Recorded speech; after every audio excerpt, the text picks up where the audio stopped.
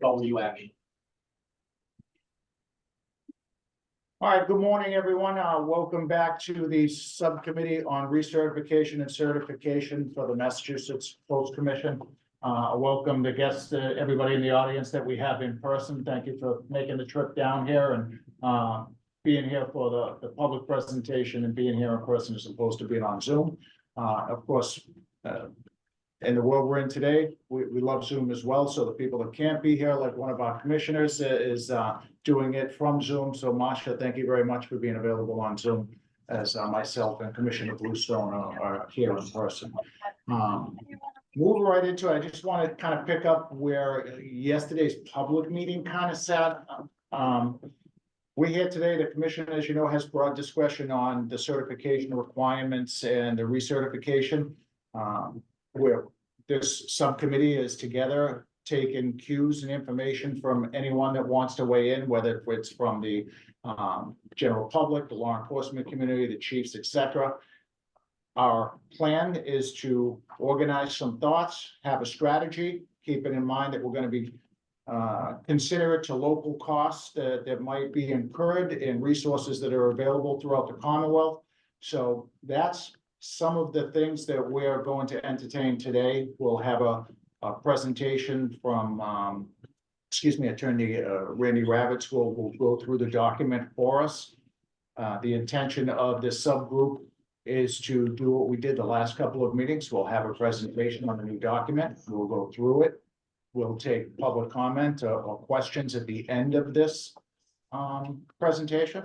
And we will encourage anybody either in the audience or here online to please submit written testimony as well. That is extremely helpful so that we don't miss something along the way when the commission comes back as a whole to entertain any changes, suggestions, etc. So the idea is that the commission will serve as the major agent. We don't want to duplicate processes that are already happening locally or in departments, but it is our job to weigh in and possibly set standards if need be. So that's the intent as we kick off here this morning. Like last time, the intention of this subcommittee furthermore will be once this document has been gone over fully and we answer those questions, we will be looking to schedule another public meeting to make sure that everyone's voices are heard. If there's questions, if there's concerns after the fact, again, we strongly suggest written documentation and testimony, but there'll be an opportunity one more time for people to come and weigh in, whether it's online or in person with their concerns. So that being said, I'm just going to ask my fellow commissioners first if I'm missing anything. Huh? I don't think so. No. Masha? No, I mean, I just think it's important to stress that we're the subcommittee. We are, what our job is to make recommendations to the commission, so that nobody has a misunderstanding about what our job is to, obviously we know we're going to listen and take in information and participate, but ultimately it's the commission, the full commission that makes the decisions. Absolutely. That's all I have to add. My 2 cents. Absolutely. No, thank you very much. I definitely know I don't have all the answers, and I was trying to present it as generally as I possibly could. But yes, ultimately, this group will report back to the full commission, and the full commission will be the determining body that moves it forward. I'd like to turn it over for a moment to the executive director in case I've missed something. No, thank you, Mr. Chair, and welcome everybody to this subcommittee meeting. Attorney Ravitz is later going to get into a presentation that gives an overview of what's included in the packet. The structure is really regulations that have been promulgated in the past with a red line of principles and broad questions as to how to go about modifying this next round of certification. Our intention today is to get some feedback and direction from the commissioners as to how better refine or what direction we might take with this document, if you are so inclined to do so that we can continue to move the plan forward. I was just briefly chatting with Commissioner Calderon beforehand, and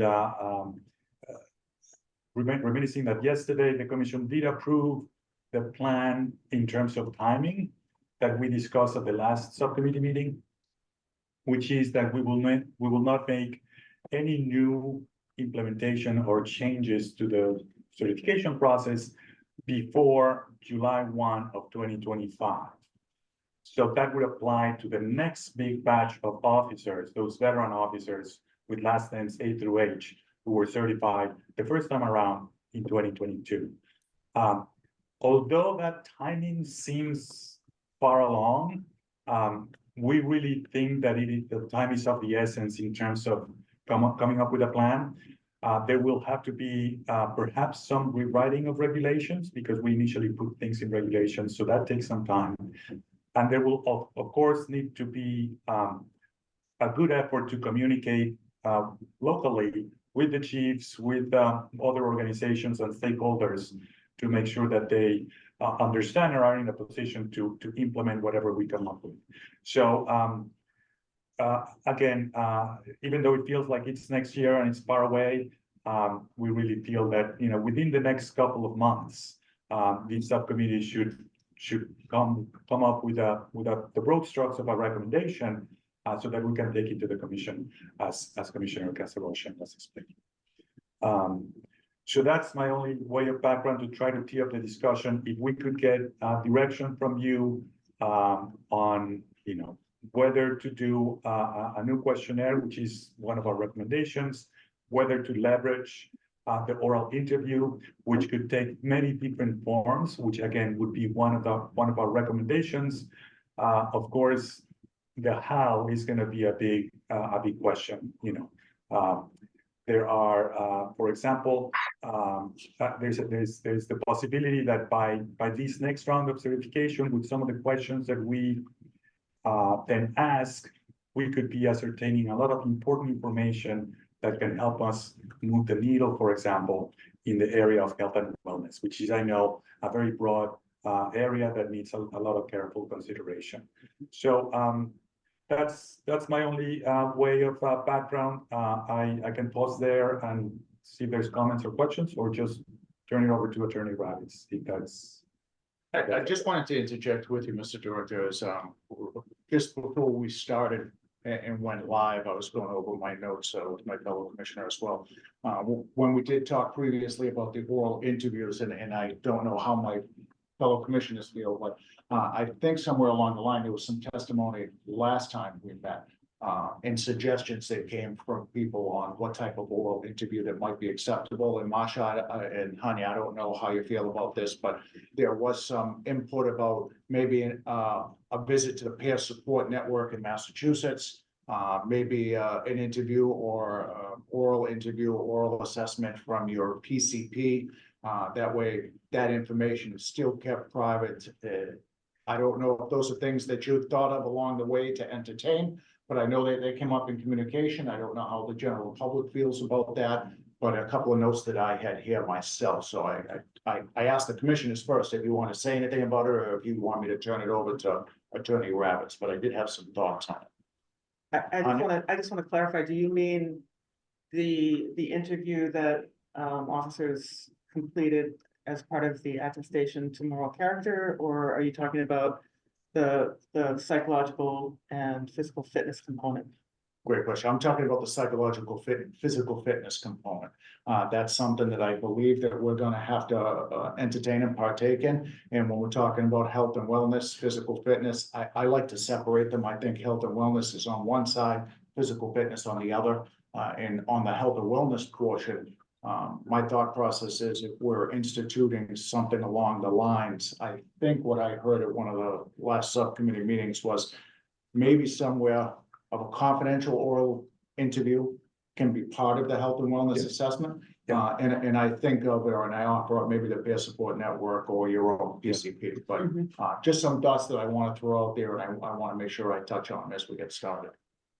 Yeah, on that point, and we heard that message loud and clear. We've heard it before also from the IACP, because when we initially were trying to craft the plan for certification the first time around, we did meet with some representatives, actually a Chief Hicks suggestion from the IACP. And they very strongly told us that when it came to anything having to do with health and wellness, asking some information to come back to the certifying body was just sure to backfire. Was not going to get a positive result. Making mandatory wellness checks is a hit or miss. It may have very low level of acceptance, but over time it actually does go up. So it's really all around how that gets framed. And I know, Commissioner, we talked a little bit about that in the past. So what we craft, because our plan fundamentally will depend on having to deputize the agencies to do a lot of things for us, which is what we had to do because of the volume. We can be very cognizant of what gets transmitted or not to post.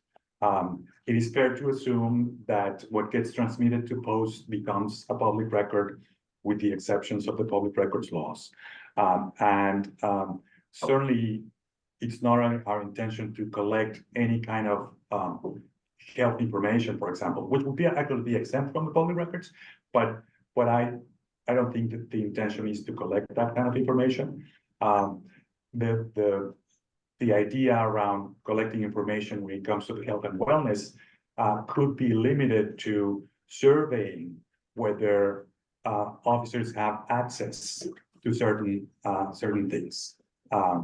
In that regard, because we also know through conversations with some of the comments that we received, conversations with chiefs, we could figure out what the best practices are out there, how many people, or we know what the best practices are, we could figure out how many agencies are implementing those practices, for example, and perhaps as part of our longer-term effort,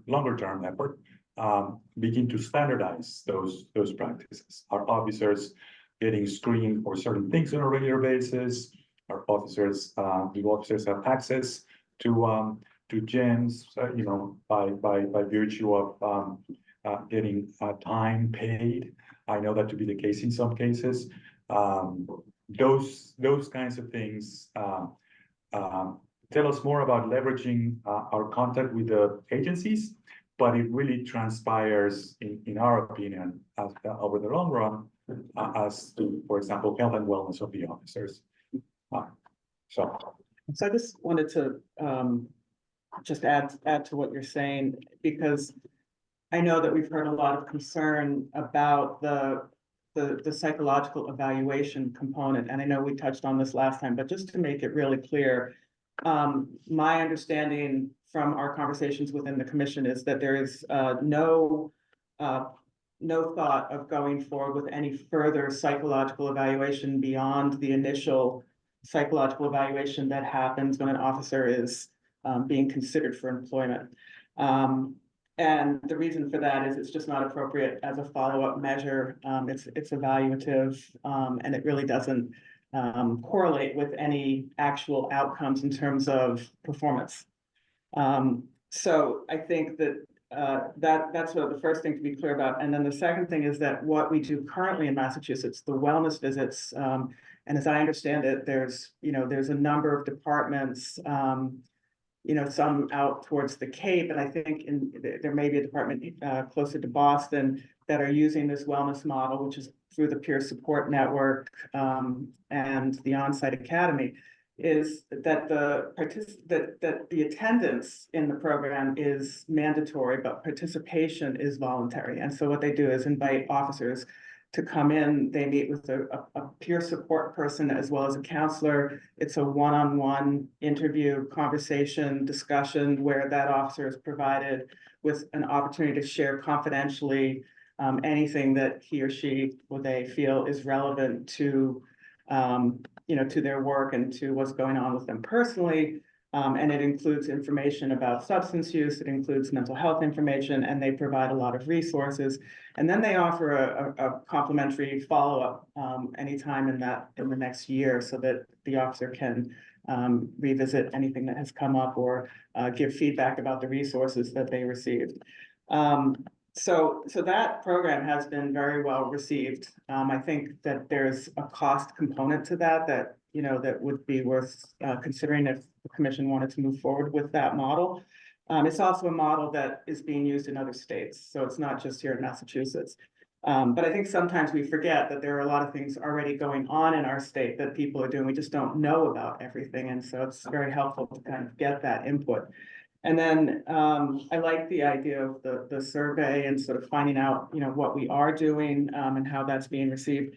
And the other possibility to consider would be some kind of pilot. I mean, even if we're not ready to sort of implement something on a broad scale, perhaps we could look at some of what's going on in different departments and do a little bit of evaluation of those programs before we move forward with anything definitive. Thank you. Marcia, did you want to weigh in on any of that? Please. Yeah, I just, I'm really glad you shared all that, Commissioner Bluestone, because it's really great information. I only had one question. I'm a little confused about the first part, where you talked about a decision that the commission had made as a commission, and I'm not sure maybe Randy can weigh in on it. I'm not sure if that's what you meant, that the commission has made a decision about psychological evaluations. And I don't recall any votes or any decisions about that in particular, unless I'm missing it. I'm not sure. Randy, I don't know if you recall that or not.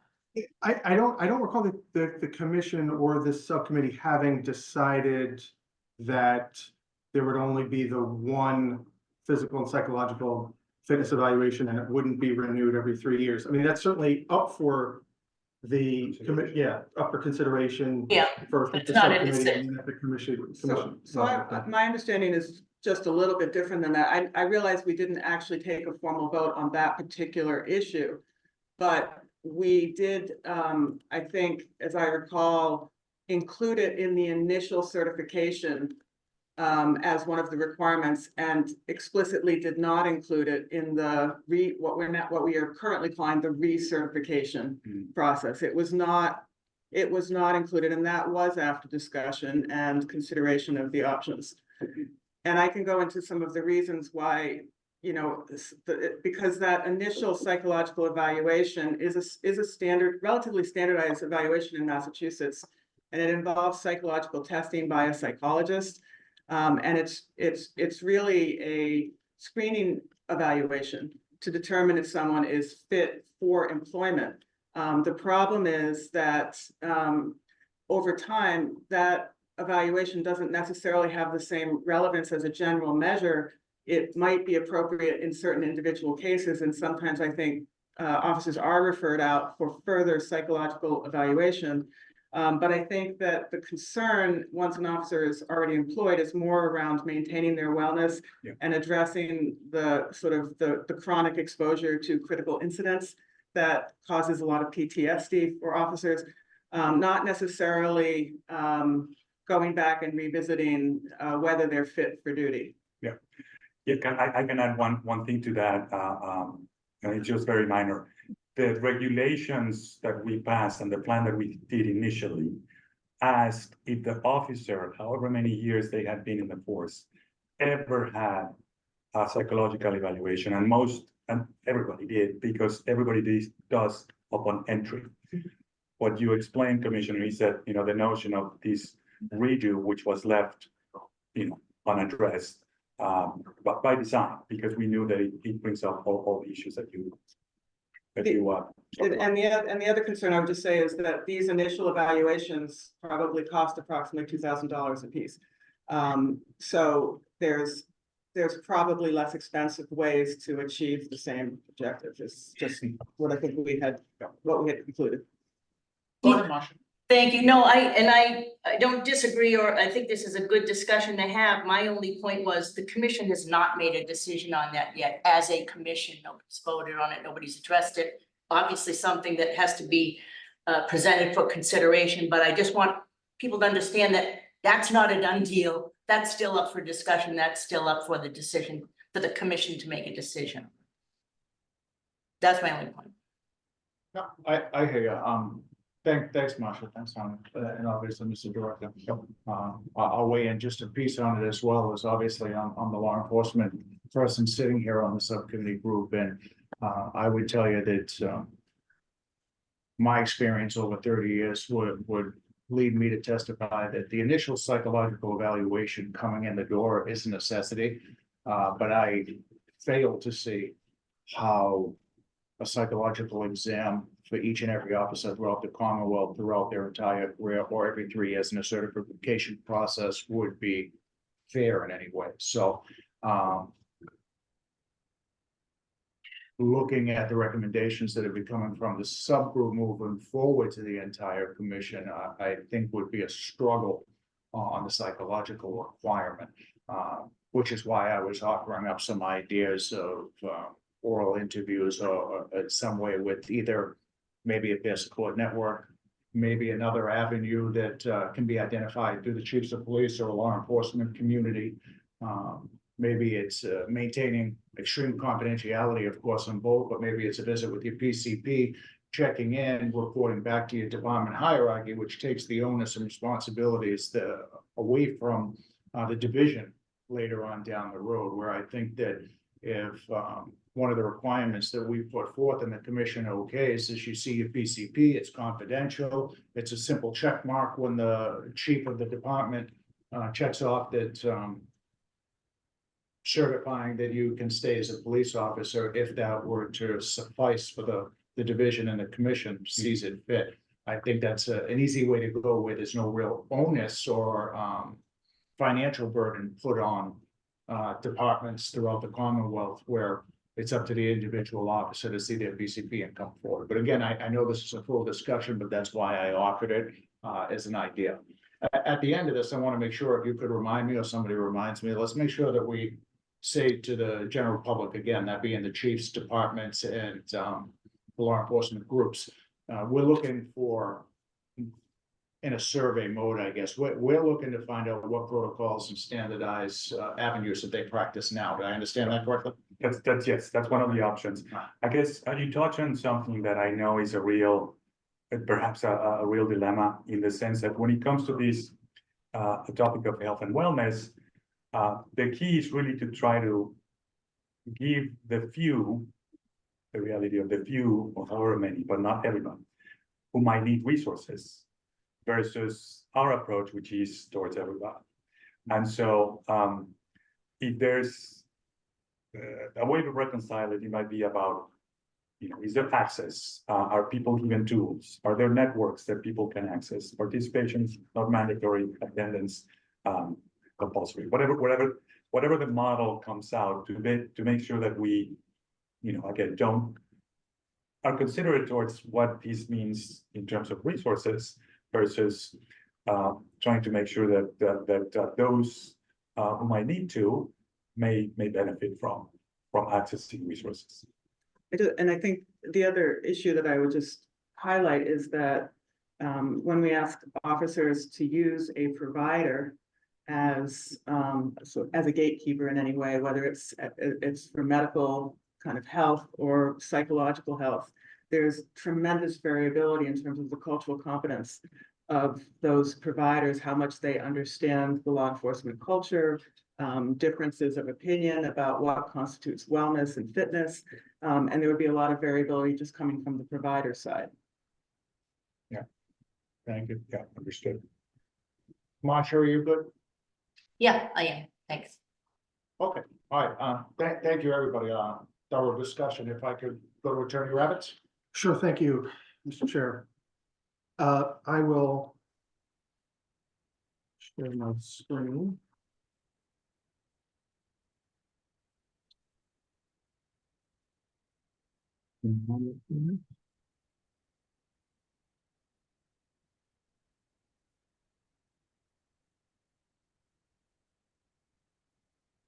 Randy, while you're doing that, I think I made an error. If I could ask for, excuse me, a motion to approve the minutes of our last meeting of the subcommittee while we're doing this. So moved. I'll second. Okay, thank you. Marcia, I assume that's a yes, you made it? Yeah. Yes. Yes. Okay, and I'm a yes too. Thank you, my mistake. Attorney Ravitz, thanks. Thank you. Okay, this is a presentation regarding potential revisions to the regulations concerning recertification. And it correlates with what was included in the packet provided to the members of the subcommittee. It's essentially a summary of the highlights of a draft revised set of regulations that was included in that packet, along with a couple of separate memos addressing particular aspects of the recertification process. So just to begin, the general goals in proposing these revisions to the subcommittee for its consideration were to offer ideas and suggestions in a format that would promote convenience and efficiency without any expectation that the commission would start a formal promulgation process at this point. So these are not being presented for a vote. It's just a convenient way to capture the ideas that have arisen. It's also intended to incorporate procedural ideas and textual refinements that have arisen from experience, things that we've observed in the course of implementing the last set of regulations that we now realize could be improved upon. And a lot of those refinements have already been included in regulations that the commission adopted regarding initial and self-sponsored certifications. So those are 555 CMR 9. And this is also intended to harmonize the recertification regulations with those to make them as consistent with each other as possible. It's also designed to eliminate certain provisions from the last set of recertification regulations that were specific to that initial process. So for example, references to the Bridge Academy, granting extensions of time to July 1st, 2024 in order to give the 3/3 of the alphabet an equal opportunity to satisfy things. Those are things we don't need to worry about anymore.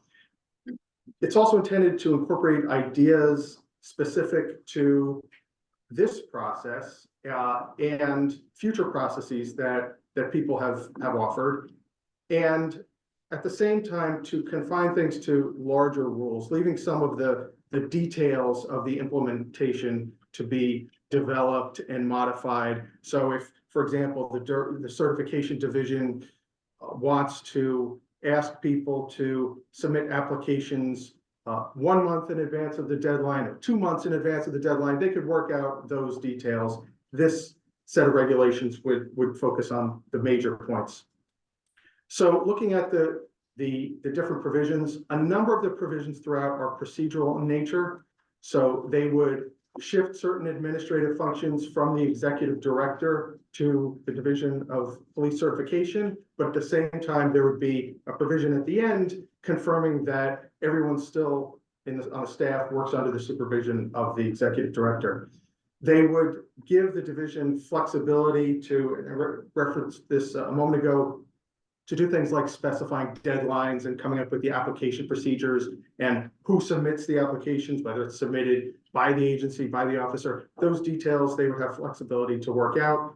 But as in that other set of regulations that I mentioned, it would prevent an agency from submitting an application for an officer that it has not found to have the requisite character and fitness, and instead leave those officers to apply independently under that other set of regulations. The idea being that that other set was designed in part to deal with the officers who present themselves independently. Nobody is endorsing them, nobody's sponsoring them, and we raise the bar a little bit for them. What we don't want is to have an agency saying, we really don't believe in this candidate, but we're submitting this application through this easier process anyway. This set would also continue extending the certification period while the application has been submitted and is being processed. So that was an element that we had in the last set of recertification regulations, and this carries it over. If, let's say, the process just takes us longer than we think it's going to take, that person is not going to be out of a job. The certification process is extended for them. It would also allow, and this is something that the Division of Certification and the Executive Director addressed at a prior meeting, it would allow the Division of Certification to defer its final decision on new certification to the officer's birthday month, so that then going forward, that officer would always be recertified in their birthday month. And it wouldn't require them to do that, but it would allow them to do that because they've explained that that would be administratively easier for them to implement. It would also allow them, that division, to come up with different ways for the application requirement to be satisfied. And what I mean by that is that that provision, there's a provision of a statute that gives them the ability to extend the existing certification period to something like the birthday month, where somebody has already submitted an application to them. So this would give them some flexibility in deciding, all right, what do we consider to be the point when an application has been submitted? In the last regulations, there was a provision in there that said if the agency submits a roster with the people's names, that's enough to allow for this continuation. So this would also continue another provision that was in the last set of regulations that extends the certification period while the officer is challenging the decision. So if they've gotten a decision from the Division of Certification saying we're not going to recertify you, and they're challenging that, during that period of time, they can still continue to serve. At the same time, if they because that their certification period would continue, it could extend past the birthday month and throw off that whole idea that the Division of Certification had. So this builds something in that says, well, if that happens, then the Division of Certification can make the new certification retroactive to the birthday month to put things back on track. It would also, and this is still in the nature of procedural refinements, it would provide for additional forms of notice to identified collective bargaining unit heads. So in other words, in addition to the stages where the collective bargaining unit head would be notified previously, there would be some additional times. It would allow the commission to require agencies and applicants to take steps to facilitate the process. So in other words, if the commission needs agencies or applicants to preserve certain documents, provide certain documents, provide email addresses in order to make the process work, this would enable them to require that. It would also require officers to update the commission regarding their contact information and the place of employment and work status. This is something I discussed at the full commission meeting yesterday, that's a real issue. Sometimes we don't get this information, so this would require that. One question for people's consideration is whether to require those updates to be provided directly by the officer to the commission, or to have everything funneled through the agency. The regulations yesterday that the full commission voted on had everything go through the agency. This set would have the officer provided directly to the commission. The reason for that is just that those two drafts were developed at different points in time. So whatever we think is the best way. There's also a revised section on conditional certifications, which is something that was an important part of the process last time. This revised section is just intended to streamline the provisions, eliminate some redundancy, provide for one set of rules that would govern conditional certifications with respect to any requirements. It would continue what we had in the last set of recertification regulations, which is to say that if the failure to satisfy the requirements is beyond the officer's control and it's attributable to their employer, or to the MPTC, or to the commission, it's our fault, there would have to be a conditional certification. They would have to get that opportunity to satisfy it. And then it would actually make that mandatory and not just discretionary, which is what we had in the last regulations, where it was due to a hardship or approved leave or circumstances beyond the officer's control. You know, the example that was often given is the officer who's serving in the military. Last time we said, all right, that person can get a conditional certification. This one would say, no, they must get a conditional certification, if that's the reason. And it would further allow for conditional certification where the requirements are satisfied, but for some other reason, conditional certification is warranted. So I think we had a case a while back involving an officer who was found to satisfy all the requirements, but people believe that the officer could benefit from some additional training. So they would continue to be recertified, but there would be this condition attached. Sorry to interrupt you. How about the officer that is out on leave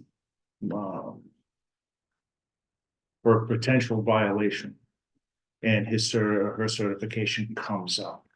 Is that officer still covered conditionally or no? You're thinking of somebody who's on paid administrative leave because of a disciplinary matter, perhaps? Correct. A disciplinary matter that hasn't reached the commission level or division level yet. It's still in an internal affairs phase, but they're out on paid leave under investigation. Is that person still conditionally? I believe so. Do you have a different sense? Yeah, I mean, so the person is on leave because of an action taken by the agency, right?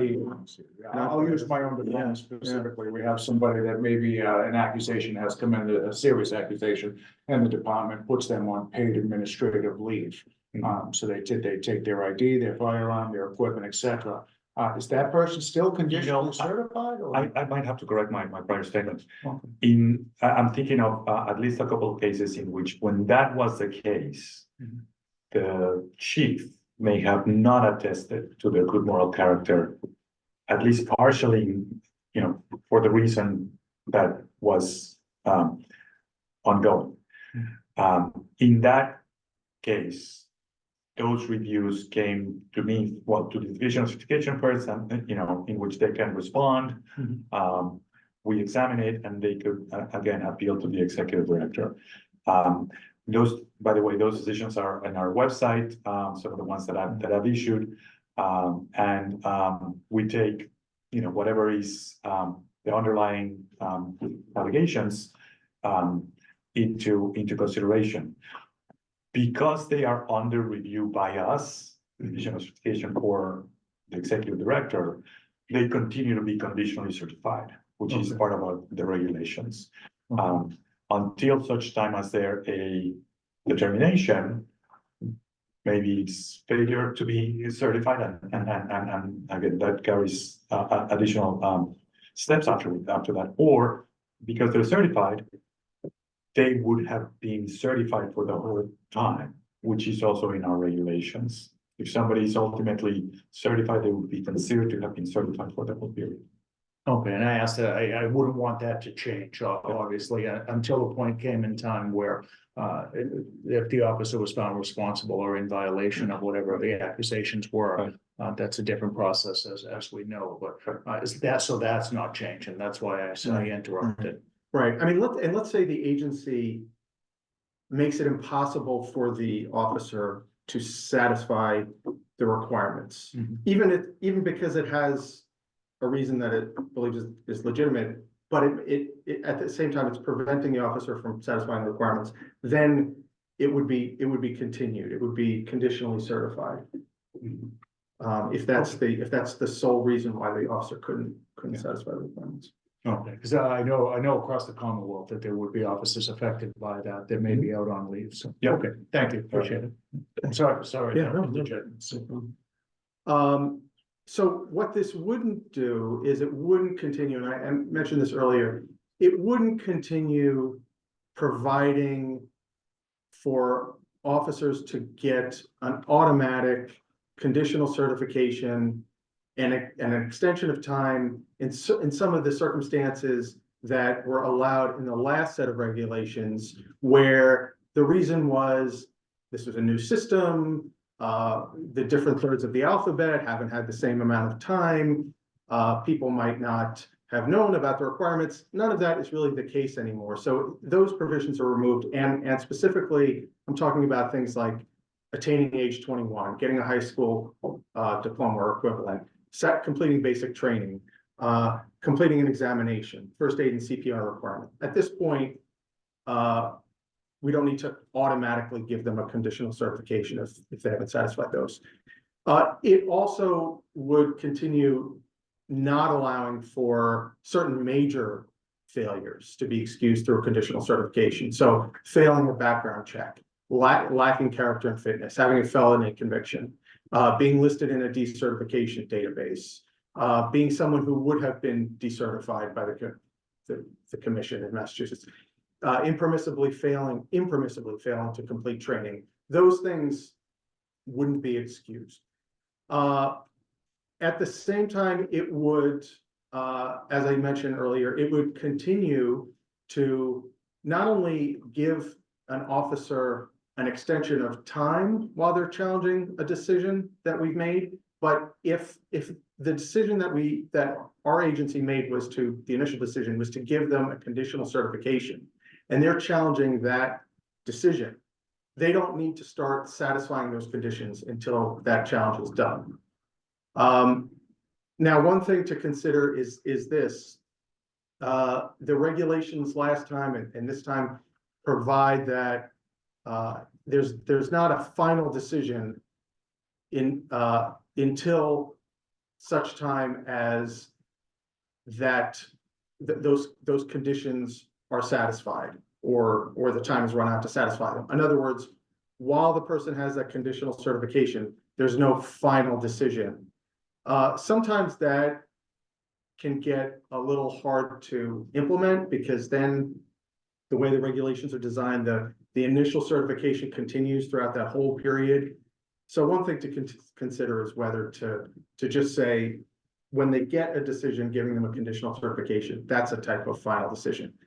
I mean, it's getting very technical, but it only comes up in a few circumstances, but just wanted to put that out there. And then another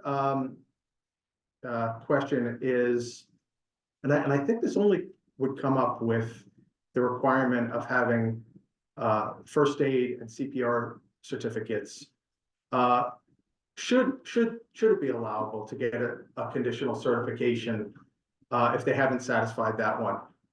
On one hand, you could say, well, everyone has been on notice for a long time now that they have to have that. If they haven't gotten it in all this time, then, or in the last certification period, then no, they shouldn't get a conditional certification. That's it. They haven't met that requirement. Certification should be denied. Another counter argument is, that requirement is not the same as, say, not being convicted of a felony. Chances are the officer is well acquainted with first aid and CPR. They would have been certified in the past. They could probably get certified again if they just, go through the steps. Let's just give them a conditional certification. But that's just a question I'll put out there. Another set of provisions deals with restrictions and enforcement. And they would borrow from that other set of regulations that I mentioned and would say that the certification is only active while someone is serving as an officer for a law enforcement agency. That issue really came to our attention with respect to constables and kind of this concern that they could get a certification. They're not employed by any agency and they're out there acting as a law enforcement officer. And this would go, something that goes hand in hand with that is this would say that they couldn't execute arrests or perform police duties and functions in certain circumstances, like where their certification has been suspended. This would allow for the commission to take disciplinary action for certain misconduct associated with the certification process. And one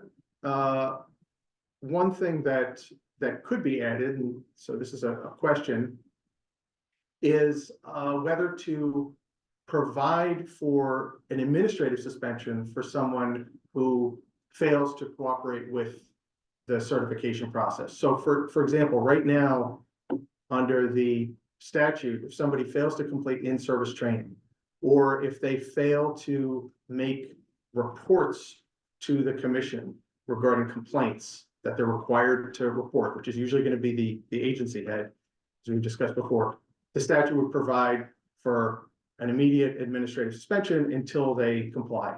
So the question is, do we build something like that in to these regulations? Let's say some agency head is just not providing information to the commission in connection with the certification process. Could we say, all right, agency head, you're administratively suspended until you participate in the process? Now, moving on to the individual certification requirements. With respect to all of those requirements, these regulations would, they repeat the phrase if and only if, and that was deliberate as a way of saying, if the person has satisfied it according to what's written there, that's good enough. And at the same time, they have to do that. Anything less than that is not good enough. Now, taking the first couple of requirements, attaining age 21, the high school education requirement or an equivalent, the real change there is that, as I mentioned earlier, this would no longer give people additional time to satisfy it, because, you know, if somebody has been previously certified, now they're coming up for recertification, they would have certified this. It's just an unnecessary provision. Successful completion of the NPTC approved basic training program. This would allow somebody who fails to satisfy that requirement to obtain a conditional certification only in very limited circumstances, and be interested to hear from the NPTC whether they even think that the provision, the way it's worded now, is sound and consistent with their practices. Successful completion of the physical and psychological fitness evaluation, as discussed, that's something that's in development. That's maybe the toughest part of all this. And as you heard Lizzie Smith give a very thorough presentation on that subject at the last meeting, but something that, you know, is continuing to be discussed. Requirement 5, successful completion of a state national background check. This would not require the commission to basically go back and look all the way back to this person's birth, because it would have been evaluated in the last certification round. So it would really just require agencies to look at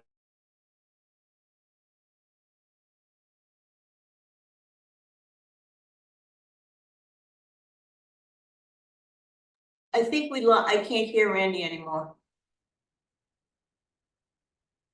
Hello?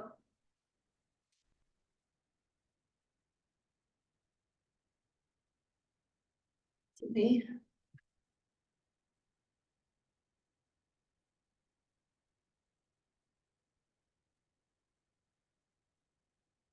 I can't hear anyone. I'm gonna have to sign out and come back in.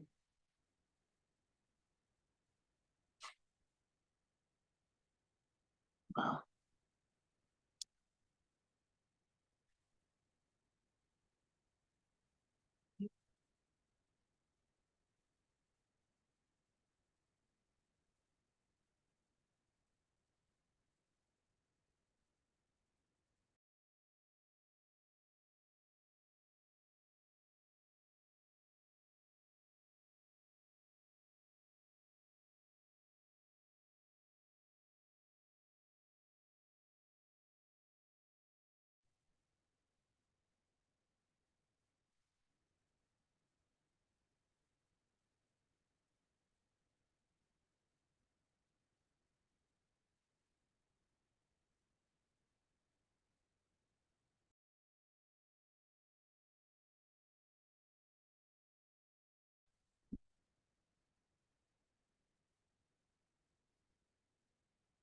You should.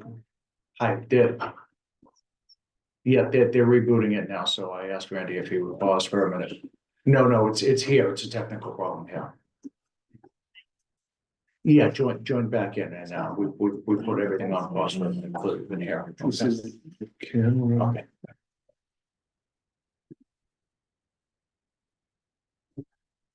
Are we, is she back in? She's gonna log back in, Oh. but she couldn't hear, so I Okay. asked her to log back.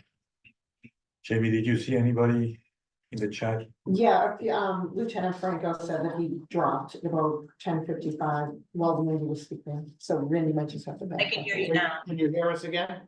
Yep. All right, looks like we're back in. Okay, Okay, thank you. thank you, Randy, thank you. So I think maybe the only thing that people might have missed is this, with the background check.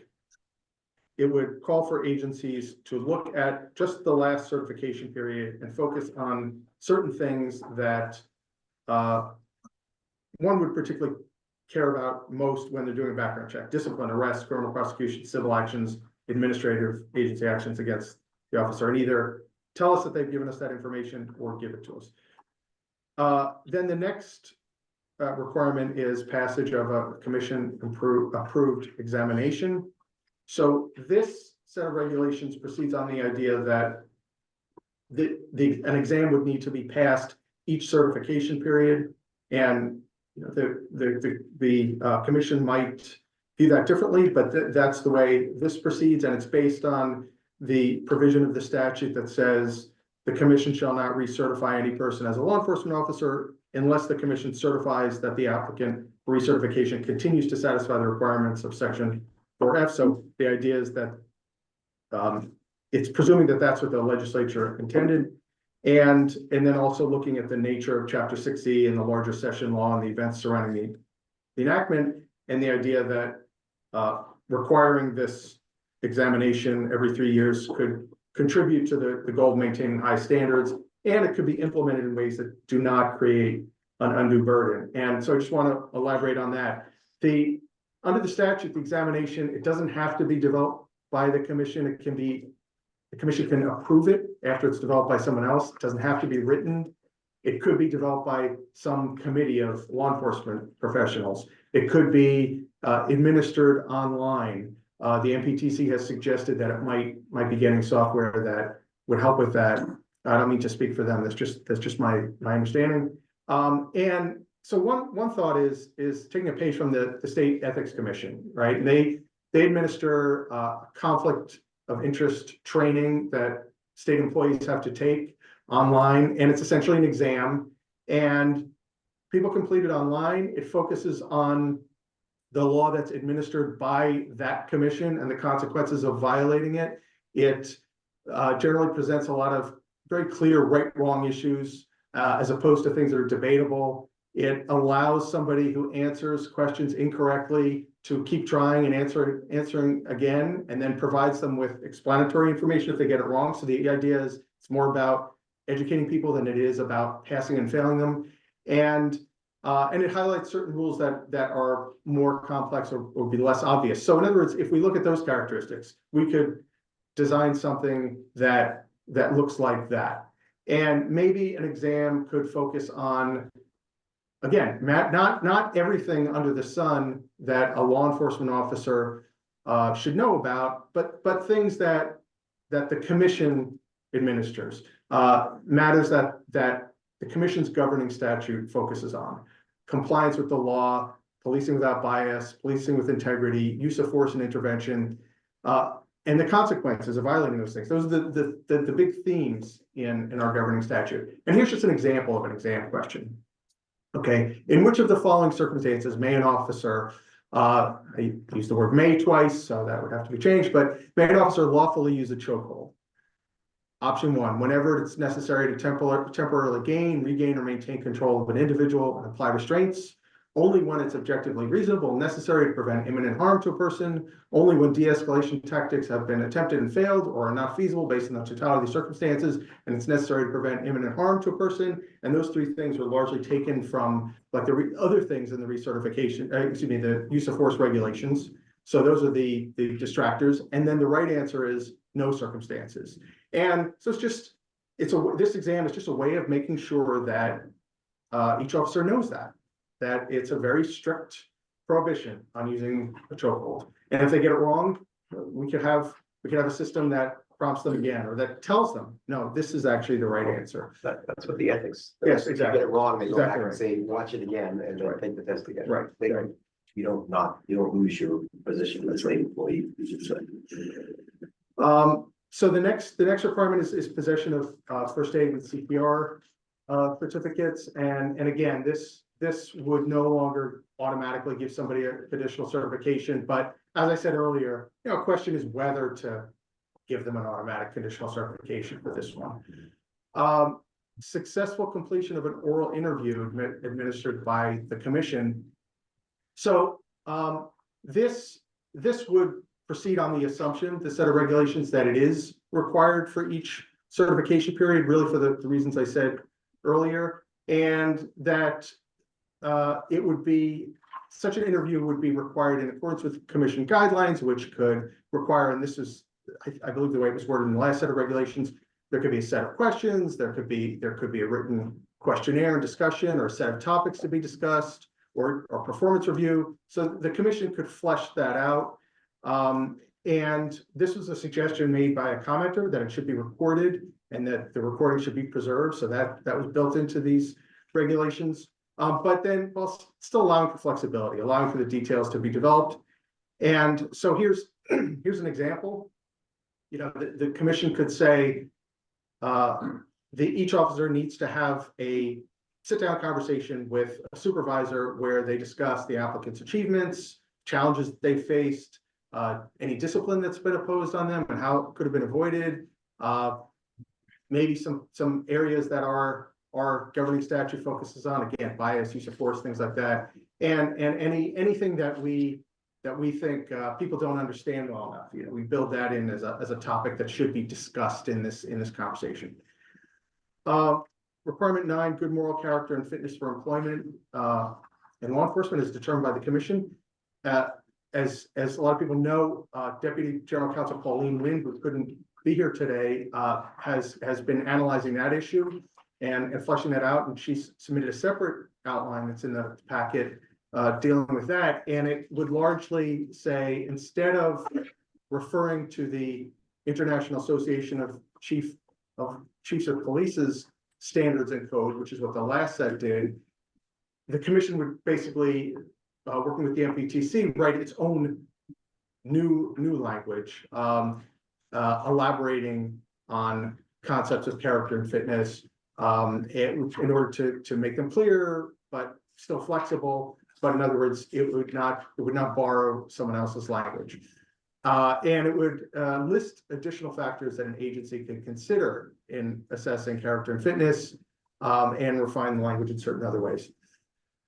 Then the next 3 requirements are things that you won't see in the list of requirements in section 4F1, but instead they are listed in section 4F2 of our statute as things that can prevent somebody from being certified. So having a felony conviction, being listed in the National Decertification Index, if the person would have been certified, decertified previously. So this basically says the absence of those things are certification requirements. We put them in the regulations. And you know, one thing is that it, as written, it would dealing with that requirement that says, while previously employed, you know, we look at whether the person would have been certified if they were working here in Massachusetts.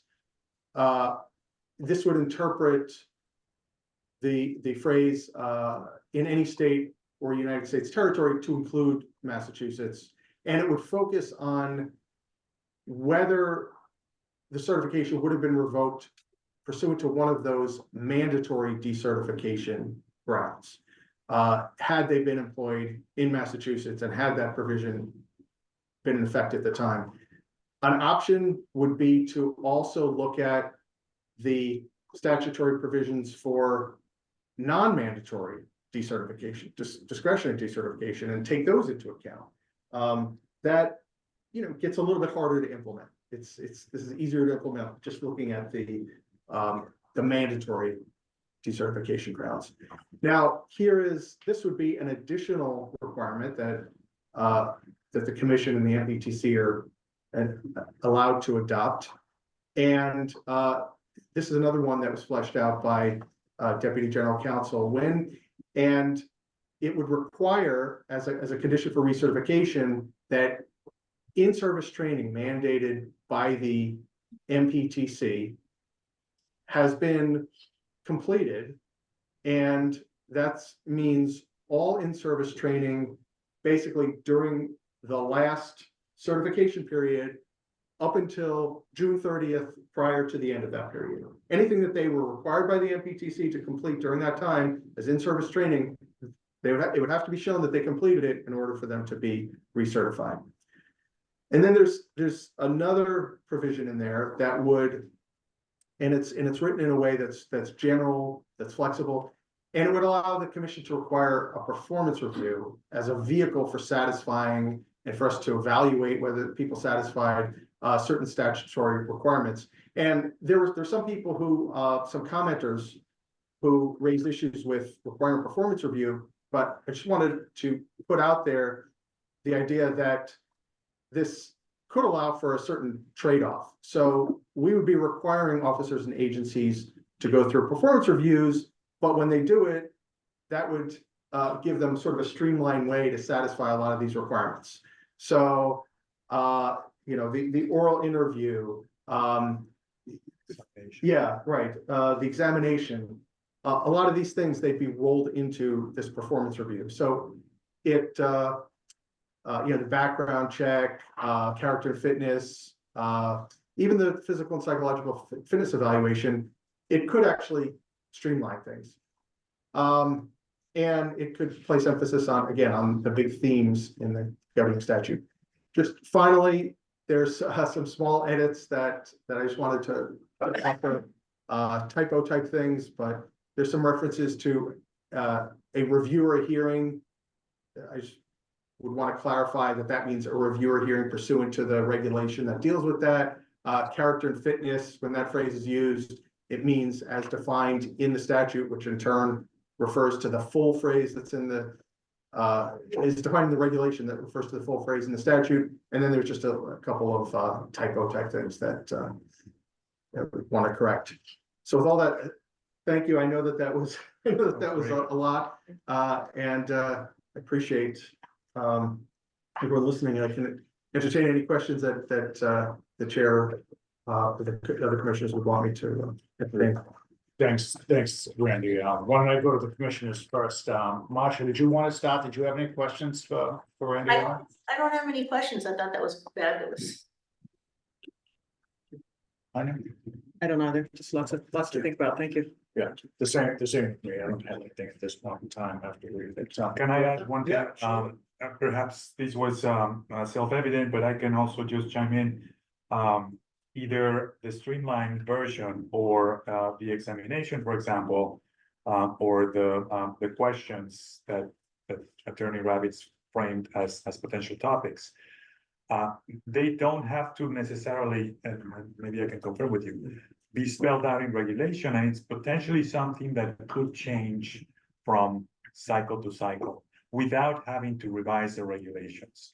So if the desire from the commission was to examine a particular area this time around, my idea, the idea discussed previously about what resources are available as a way for us to capture information, that could be one thing, or one of the several things to examine this time around.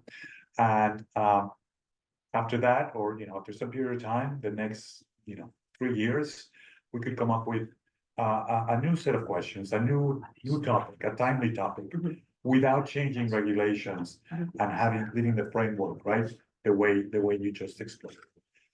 That way we can look to addressing emerging priorities, incrementally moving the needle in areas that the commission might want to, and so on.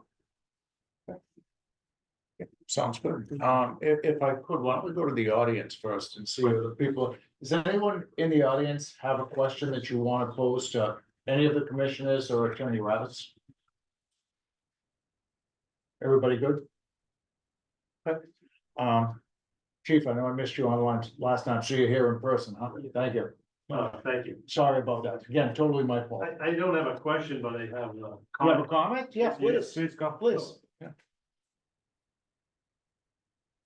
That's the microphone, so. Heather? Yep.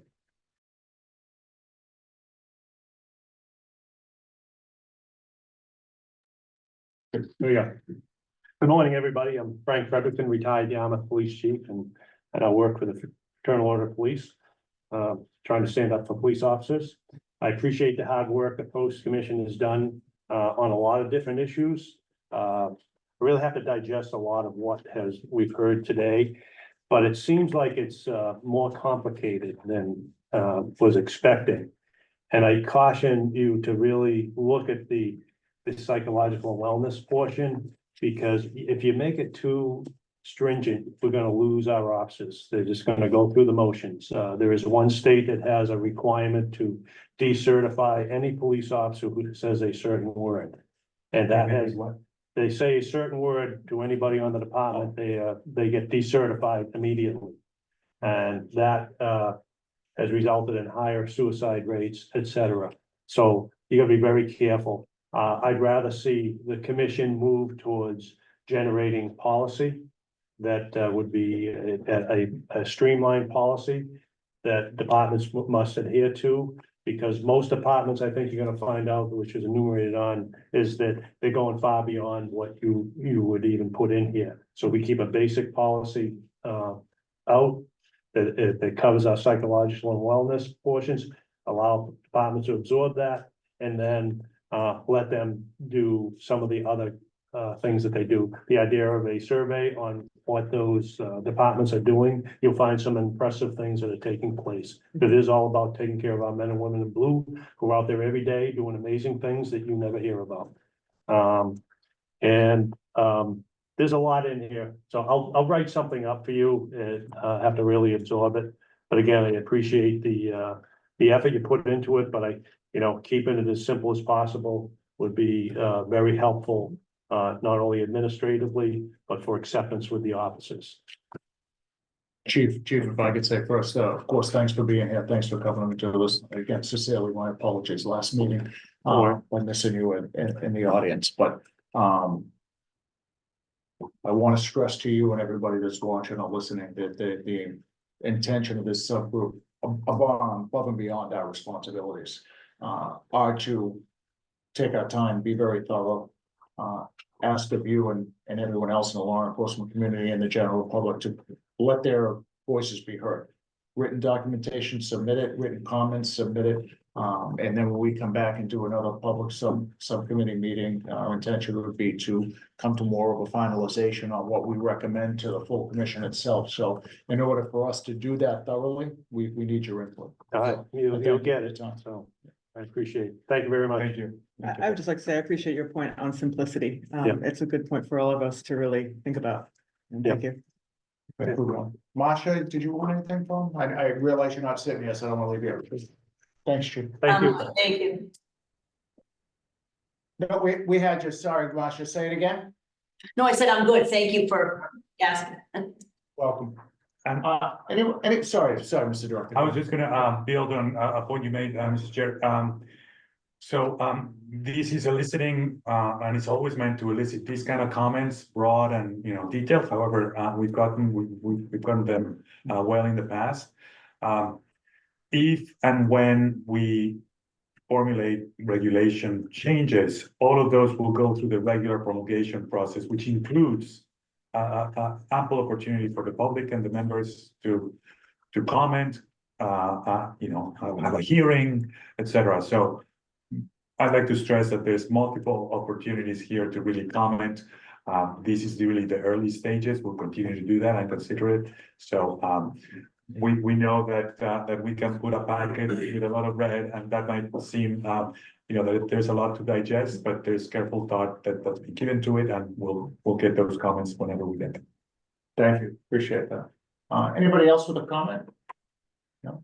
Jamie, do we have anybody in the online There was audience? a question that came in at 10:30 earlier. Okay. It was just, Emma McLaughlin asked, what about veteran officers 20 years plus that never had a psychological exam and were certified by the commission and are coming up for renewal? That was just typed in. So unless I'm missing it, what's this question? question is that this individual is saying that there are officers who have never had the initial psychological evaluation. We have talked about this at length, and as we were discussing earlier, there's there is a significant problem to trying to do an evaluation for an officer that has already been employed for 20 years and has been presumably successful in their career. So I don't, I think that we've stepped back from requiring that someone who has not had an evaluation now go forward with an evaluation, but I'm not sure that we've come to a consensus about what should happen. Do you recall when we first promulgated those regulations the first time around? Whether we asked whether anybody had a psychological evaluation, and was it regardless of the answer they would get certified? Correct. Yes, Yeah, I have the provision in front of me, if you want me to. for this Okay. particular reason. Yeah, for that very For this reason. reason, yes. So we left it unaddressed, if you will. Yes. And the question is whether we will address it differently. Sure. Yeah. Right, it was basically the way, if I could just paraphrase. Yeah, let's. The way that last set of regulations read. It will be, the standard will be deemed satisfied if the officer successfully completed an evaluation that was previously required. And then it just left for the future, implementing a policy concerning officers who didn't complete such a requirement. So that was basically left for further development. So we haven't made any decisions or we haven't addressed that yet. Is that what you're saying? As a commission? Okay. Yes, it hasn't been, sorry, For the first round, the people that Right, who were active officers at the time the law was passed and came up, we didn't go back and confirm that they had not had one.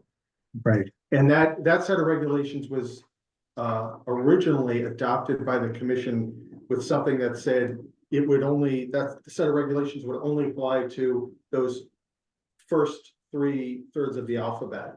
And then the Secretary of State's office said, no, you can't do that. You can't have a sunset provision. You have to Change them. yes, right, go through a promulgation process in order to change them.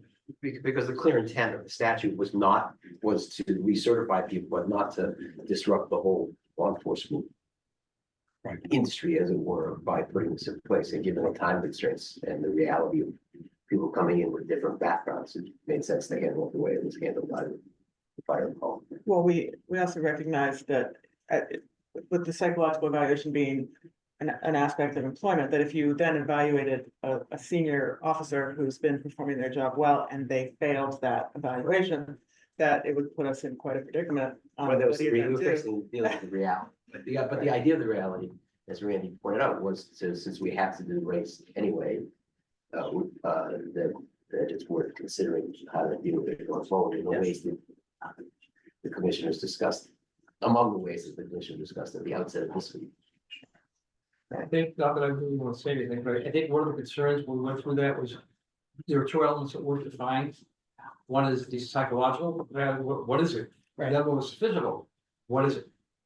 What constitutes a physical, whether it's passive or not? What constitutes a physical? Since the commission never delineated the requirements. Correct. So our requirement was answer the question, yes or no.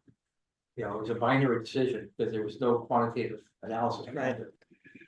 And there's also, I think also kind of embedded in that is the question of what constitutes a psychological evaluation, and is that something that is now, is it standardized? There are differences in how that evaluation is conducted and by whom, depending on where the officer began their employment. So there's a lot of development there that I think we haven't flushed out yet.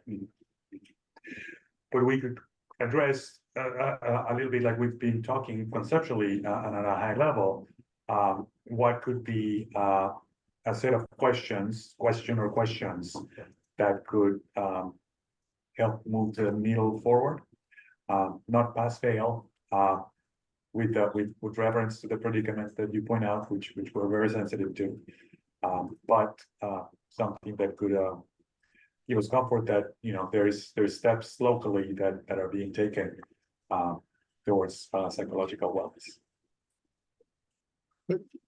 Everybody good with that topic? Anybody else, Jamie? No, that was all. Okay. Mr. Director, am I forgetting anything other than the survey piece, which I'll close with?